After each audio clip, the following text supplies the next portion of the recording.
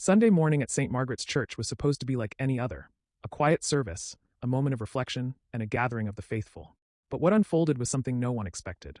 Labour Party leader Keir Starmer found himself at the centre of an unexpected controversy as he was reportedly asked to leave, creating a scene that quickly made headlines. But what really happened? Why was Starmer driven out of the church? And what does this mean for his standing with religious communities and the wider public? Keir Starmer has always presented himself as a leader who listens, engages, and seeks to build bridges. But navigating the intersection of politics and religion is no easy task. Leaders often find themselves walking a fine line, attempting to acknowledge religious institutions while staying true to their party's values and policies. For Starmer, this balancing act has proven particularly challenging, and this latest incident only adds to the complexities he faces. Though the exact details remain murky, sources suggest that tensions flared due to Starmer's stance on certain social and political issues, which may not have aligned with the views held by members of the congregation. Religion and politics have always been difficult to separate, and when a high-profile leader steps into a place of worship, their presence alone can sometimes spark debate. It appears that this Sunday was no exception. This is not the first time Keir Starmer's interactions with religious communities have drawn scrutiny. Back in 2021, he visited Jesus House for All the Nations Church in North London, a visit that quickly became controversial. The church was known for its traditional views on LGBTQ+ issues, and while Starmer's visit was intended to recognize their contributions during the pandemic, it instead triggered backlash. Many within the Labour Party, as well as activists, criticized him for engaging with an institution that held views contrary to Labour's progressive stance on LGBTQ+ rights. In response, Starmer issued a public apology, stating he was unaware of the church's stance and expressing regret for any hurt caused. That moment was a lesson in how carefully political leaders must navigate religious engagements. This latest church incident suggests that Starmer is still treading tricky ground when it comes to faith communities.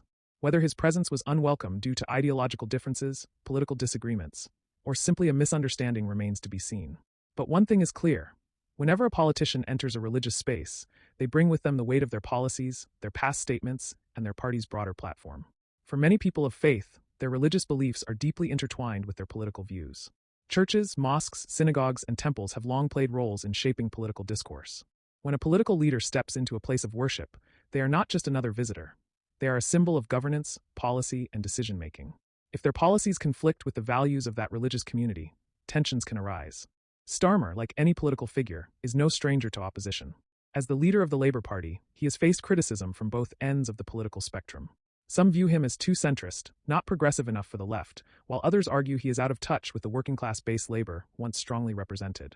Incidents like these only add to the narrative of a leader who is trying to appeal to multiple groups, but struggling to find a balance that satisfies everyone.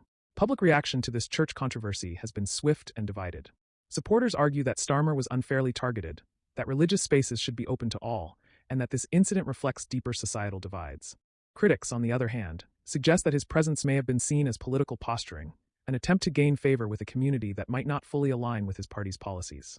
Some voices within the Labour Party have expressed concern that repeated religious controversies could alienate certain voters, particularly those in constituencies where faith plays a significant role in daily life. The media has also played a crucial role in shaping the narrative. Different outlets have reported on the incident from varying angles, with some framing it as an example of intolerance and others portraying it as a political misstep on Starmer's part. The way this story develops could influence how Starmer approaches religious engagements in the future. Will he double down on his efforts to engage with faith communities? Or will he tread more cautiously to avoid further controversy? One thing remains certain: politicians and religion will always have a complex relationship. Leaders need to acknowledge and respect religious institutions while also upholding the values and policies they stand for. Missteps can lead to backlash, and even well-intended visits can spark unexpected controversy. For Starmer, this moment serves as yet another reminder of the delicate nature of political leadership. Engaging with religious communities is an essential part of connecting with the public, but it requires careful navigation.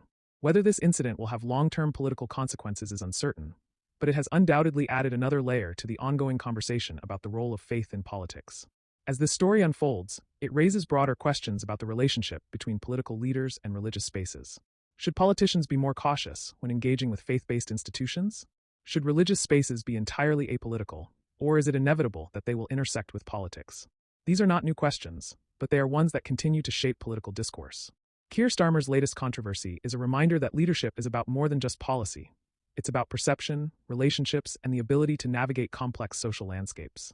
Whether this incident fades into the background or becomes a defining moment in his leadership will depend on how he and his party respond in the coming days. What's certain is that the conversation around faith, politics and leadership is far from over.